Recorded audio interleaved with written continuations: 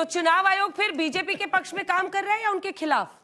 चुनाव आयोग ने ठीक से काम नहीं किया।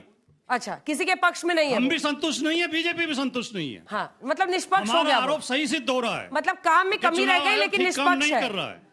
काम में कमी रह गई लेकिन निष्पक्ष है। काम में कमी नहीं, लेकिन निष्पक्ष तो चुनाव आयोग है ही नहीं। अब देश में चुनाव आयोग की साख कहां बची है? चित भी पट भी। जल्दी से जवाब दीजिए सत्यप्रकाश जी। पहली बात बता दूं, तीसरा लड़का नहीं है, वो योगी आदित्यनाथ जी हैं। 1 साल बड़े गोरक्ष योगी जी से, पीठाधीश्वर हैं। अखिलेश जी से 1 साल बड़े हैं। भी तो मत बोलिए। नहीं तो फिर आप ऐसे गलत बयान क्यों करते? अब बता, अखिलेश जी से 1 साल बड़े हैं। सुनिए बता रहा हूं। तो या तो दोनों लड़के हैं या दोनों बुढ़े हैं। भाई साहब भाई 1 ही साल का तो अंतर है उम्र में। अखिलेश जी 52 के हैं, वो 53 के हैं। वो धर्म की पीठ पर बैठे हुए हैं। वो अपने बाप के दम पे नहीं आए हैं। वो अपने बाप के दम पे नहीं बने थे, पिताजी को छोड़ के बने थे, अपने दम पे आके बने हैं। और सुनिए, धर्म की बात भी है तो हमारे यहां कहा गया है कि यह धर्म वृद्धेषु न वयः समीक्षते। जो धर्म में बढ़ा हुआ होता है उसके बारे में ये इस बात का आयु का विचार नहीं किया जाता है। कुमार संभवम में बिल्कुल लिखा है कि 9 वर्ष की पार्वती जी जब जाती थी पूजा करने तो तमाम ऋषि मुनि उनका दर्शन करने आते थे। तो पूछा जाता है कि 9 साल की बच्ची में ऐसा क्या है, तो उन्होंने कहा यह धर्म वृद्धेषु न वयः समीक्षते। ये होता है। जब वहां भारती जी प्रवचन करती थी तो राजमाता सिंधिया ने भी उनके पैर छू लिए थे। इसलिए आप समझदार व्यक्ति, आप ऐसा मत करिए। मैं दूसरी बात करना चाहता हूं। छोटा सा अभी नहीं, छोटा नहीं, एक सिर्फ जवाब, राहुल सही या अखिलेश सही, ये दोनों नहीं बोल पाएंगे क्योंकि दोनों को अपनी अपनी देखिए वो केरल से कैसे भाग गए। देखिए मुझे केरल से भाग गए, बंगाल से भाग गए, जहां उनका वोट चोरी हुआ वहां से भाग गए। दोनों की जानते हैं हकीकत क्या है? दोनों के दिल में तो है कि चुनाव आयोग सही, मगर क्या करें, एक दूसरे को भी गलत नहीं बोलना है। तो एक लाइन में इन दोनों के रिलेशन को कहना चाहूंगा जो बोलने की कोशिश कर रहे हैं कि शाम तक सुबह की नजरों से उतर जाते हैं, इस कदर समझौतों पे जीते हैं कि जमीर ही मर जाते हैं। चलो पहले 2 लाइन इनके लिए बोल ही दूं। हाँ हमारी शायरी कीजिए। आंख पर पट्टी रहे और अकल पर ताला रहे, अपने साहे वक्त का यूं मर्तबा आला रहे, देखने को दे इन्हें अल्लाह कंप्यूटर की आंख और सोचने को कोई बाबा बाल्टी वाला रहे।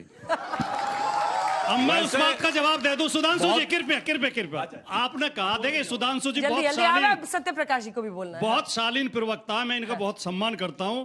लेकिन मुझे खराब लगा जब जवाब देते देते बाप तक पहुंच गए। अगर अखिलेश यादव बाप की वजह से है तो माननीय अजय सिंह बिष्ट भी अपने चाचा उनकी वजह से है, कृपाल सिंह बिष्ट की वजह से। अजय सिंह बिष्ट के चाचा कृपाल सिंह बिष्ट अगर गोरखपीठ के महंत न होते तो उत्तराखंड से आके अजय सिंह बिष्ट भी पीठ महंत न बनते। आप बात मत खुलवाइए। अब सुनिए जो पूरी दफन है जो बात, अब उस बात को मत चलिए टॉपिक पर अब इलेक्टोरल लॉस की बात है। देखिए सुनिए, सुधांशु भाई आपने काफी बोला, पर सुनिए अब उन्होंने बोला कि जवाब सुनना होगा। नेक्स्ट टर्न में बोलिए। अब जाके इलेक्टोरल रोल्स पे देखिए, योगी आदित्यनाथ जी के पिता का नाम क्या लिखा हुआ है और अखिलेश यादव जी के पिता का नाम क्या लिखा हुआ है? योगी आदित्यनाथ जी ने अपने पिता का नाम नहीं लिखा है, क्योंकि उन्होंने जब दीक्षा ग्रहण कर ली तो उन्होंने अपने गुरु का नाम लिखा है, महंत वैद्यनाथ का नाम लिखा हुआ। पूरी बात पता होनी चाहिए, उसके बाद प्लीज वापस आइए, टॉपिक पर आइए। कृपाल सिंह बिष्ट था और वो इनके चाचा थे। आलोक जी मुझे लगता है क्या विरोधाभास है रिस्पॉन्स? साहब आप जवाब देते नहीं बना तो आप मजबूरी। अरे सुनिए भाई, सुनिए, आज मुद्दे पर रहते हैं, बहुत इंपॉर्टेंट विषय है, बहुत इंपॉर्टेंट विषय पे ताला लगा है। अरे सुनिए भाई, शेरो शायरी से पूछा, आप कहे बीच में कूद पड़े सर। इन्होंने भाई अंजना जी ने मुझे माफ कर दिया। छोटी पार्टी है उत्तर प्रदेश में, छोटी और बड़ी का मतलब नहीं है भाई। अब सुनिए, थोड़े दिन पहले बड़ी बनी ताला लगा है, पूरा देश सरकारें मनाते हैं आप लोग। ताला लगा है और इन्होंने कहा अल्लाह कंप्यूटर सिखा दे। भाई साहब से ड्यू रिस्पेक्ट मैं कहना चाहता हूं, अल्लाह वाले कमीशन को पिट्ठू बनाकर चोरी करके वोट चोरी करके सरकार बनाते हैं। ठीक है, वो कंप्लीट कर रहे हैं, एक लाइन में कंप्लीट कीजिए। एक लाइन में इन्होंने कहा अल्लाह कंप्यूटर सिखा दे। भैया ये अल्लाह वाले कितना कंप्यूटर सीखे हैं, कंप्यूटर की कितनी खोज किए हुए हैं, कितनी नई नई अचीवमेंट किए, सबको पता है। मगर जो भगवान वाले हैं वो कंप्यूटर क्या सीखे हैं, जाके चेक करिए। सैम ऑल्टमैन, चैट जीपीटी का ओनर, उससे पूछा गया कि दुनिया के सारे सवालों का जवाब एआई से पूछा जाता है, कौन सा ऐसा प्रश्न है जिसका जवाब एआई के पास भी नहीं है और आपके पास है? तो जानते हैं उसने क्या बोला? वो एक ही सवाल है, उसने जवाब दिया absolute equivalence of Atman and ब्रह्मन। आत्मा और ब्रह्म में एकाकार।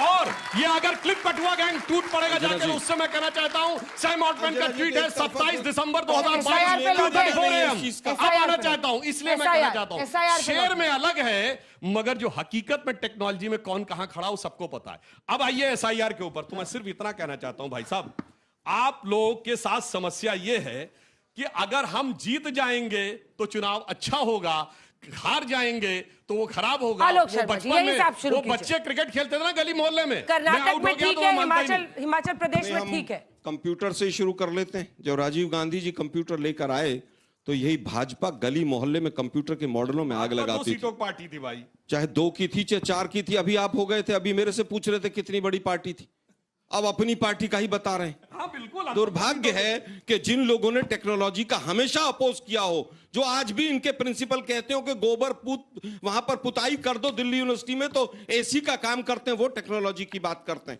एंटायर पॉलिटिकल साइंस वाले लोग मुद्दे पर आते हैं। ये जुमले छोड़ने से एसआईआर ठीक नहीं होगा, और ये जुमले छोड़ने से 4 करोड़ वोटर का जो डिफरेंस है स्टेट इलेक्शन कमीशन में और सेंट्रल इलेक्शन कमीशन में, उसका उत्तर चाहिए उत्तर प्रदेश को कि 4.5 करोड़ वोटों का डिफरेंस कैसे है, उसका उत्तर नहीं देंगे। दाएं बाएं साएं, यहां की बात वहां की बात, फला तब हुआ था तब हुआ था। अरे भाई इलेक्शन आपकी डबल इंजन की सरकार है, बीएलओ वही सरकार के हैं, वहीं पर काम हो रहा है, उसके ऊपर नहीं देंगे उत्तर। मां पार्वती की बात करेंगे, यहाँ की बात करेंगे। मैं केवल पूछना चाहता हूं, मां पार्वती पे भी 1 दर्जन केस थे क्या दंगे भड़काने के? फिर किस पर थे बताइए, किस पर थे? आप किससे तुलना कर रहे हैं? ये हिंदू धर्म के प्रति कितनी मानना भरी हुई है, पूरे पूछ रहा हूं आपसे, आप तुलना ही गलत कर रहे हैं। आप मां पार्वती से योगी आदित्यनाथ की तुलना नहीं कर सकते। नहीं, मैंने उदाहरण दिया है। व्यक्ति जो आपने गलत बोला, मां पार्वती पे डूबा हुआ है, मां पार्वती की केस दर्ज हुए थे, आप सनातन का अपमान करते हैं, आप सनातन का अपमान करते हैं। आप अपमान कर रहे हैं सीधे। एक व्यक्ति जो ऐसे करके खड़ा नहीं हो सकता है एक पैर पे, योगा के दिन पे एक व्यक्ति जो अपने ऊपर केस हटवाता है, उसकी तुलना आप क्या किससे करते हैं? और एक पत्रकार को किस भाषा में जवाब दिया था उन्होंने, वो शब्द इस्तेमाल कर दूं मैं यहां? आप तुलना करते हैं भगवान से। सत्यप्रकाश जी वापस टॉपिक पर आते हैं। आज का जो टॉपिक है वो एसआईआर है। सत्यप्रकाश जी, एसआईआर बिहार में भी बहुत बवाल हुआ। आलोक जी प्लीज लेट हिम स्पीक। अरे शो इतना हिस्सा निकल गया, बोल भी नहीं पाए। राहुल जी ठीक है, भाई राहुल जी में कितने वोट कटे हैं बताओ भाई। मैं फिर कहूंगा मुझे जनता के भी सवाल लेने हैं। रैली में कितना वोट कटा बताओ। मैं फिर कहूंगा दोनों यूपी में बोलो बोलो बोलो, किसी का वोट कटा हो, एसआईआर पे जवाब दो मेरे भाई। मैं एसआईआर पे जवाब दे रहा हूं। मैं एसआईआर पे जवाब दे रहा हूं। योगी आदित्यनाथ को कैसे पता चला कि जो 4 करोड़ वोटर कटे हैं वो भाजपा के? ठीक है, अब रुक जाइए सत्यप्रकाश। ड्राफ्ट रिपोर्ट आने से पहले कैसे पता चला इलेक्शन कमीशन ने? उसको लीक की थी रिपोर्ट। गुरुजी 24 मिनट हो गया, उनको बोलने दीजिए। शांत। बिहार में भी एसआईआर को सबसे बड़ा इशू बनाया था कांग्रेस पार्टी ने। नहीं, बिल्कुल कांग्रेस पार्टी एक गलत ट्रेन, गलत बोगी, गलत नंबर की ट्रेन पे चढ़ गई है, पता नहीं कहां पहुंचेगी ये वो जाने। आलोक जी ने एक बात कही, ट्रांसपेरेंसी एसआईआर में नहीं है, चुनाव आयोग निष्पक्ष नहीं है। तो वो चुनाव आयोग बड़ा निष्पक्ष था जिस चुनाव आयुक्त को आपने केंद्र में मनमोहन सिंह के समय मंत्री बना दिया। वो चुनाव आयोग बहुत निष्पक्ष था। टीएन शेषन जिसको आडवाणी जी के खिलाफ चुनाव लड़वा दिया। तो आपकी दिक्कत क्या है कि चुनाव आयोग जो एसआईआर है उसको सर भी कह सकते हैं, तो राहुल गांधी जी के घर में उनके एक दफ्तर खोल दीजिए चुनाव आयोग का। एसआईआर पे जवाब दो ना, कांग्रेस को कोसना बंद करो भाई। आपके हिसाब से तो नहीं बताइए 4-4.5 करोड़ वोटर का डिफरेंस कैसे? अरे आप रुक जाइए, कांग्रेस को कोसने के अलावा कोई काम नहीं है। फरवरी के बाद डिफरेंस आएगा ना, आलोकित करेंगे, आपको आलोकित करेंगे। आप धैर्य रखिए, राहुल गांधी जी से आप आलोकित नहीं होंगे, ये मुझे पूरा भरोसा है। करीब जो संगत में वो गड्ढे में ही जाएगा। मिलाइए नहीं सर, ऐसे मत करिए ना। आप बोल रहे थे तो मैं नहीं बोल रहा था। 2003 में सुनिए, बोलने के लिए कुछ अरे है रुकिए, नहीं। 2003 में मनमोहन सिंह जी की केंद्र में सरकार थी, बिहार में एसआईआर 1 महीने में कंप्लीट हो गया, जबकि ऐसी कोई अत्याधुनिक उस समय तकनीक भी नहीं थी। उस समय ये कांग्रेस पार्टी बड़ी खुश थी और सरकार भी बना, नीतीश कुमार जी की सरकार बनी, केंद्र में मनमोहन सिंह जी की सरकार हुई। एक प्रश्न बहुत बड़ा है कि आप एसआईआर से इतने तकलीफ में क्यों हैं? पहले आपने ईवीएम पर ठीकरा फोड़ा, फिर कहा वोटर लिस्ट ही मत बनाओ। सवाल यह है कि सुप्रीम कोर्ट गए आप, वहां आपको कोई राहत नहीं मिली। अभी भी सुप्रीम कोर्ट में बहस जारी है एसआईआर पर। दिक्कत क्या है कांग्रेस पार्टी या तमाम विपक्षी दलों की कि अभी की मौजूदा सरकार जिसको जनता ने बार बार समर्थन दिया उसको कैसे कैसे झूठ के इतने झूठ फैला दो कि उसको बदनाम करते रहो। लेकिन जनता ने सबक सिखाया, उसी बिहार में एसआईआर हुआ और हम अभूतपूर्व मेजोरिटी के साथ 202 सीट के साथ जीत करके आए। लेकिन आपको कितनी सीट मिली? कौन वोट चोरी करके चला गया?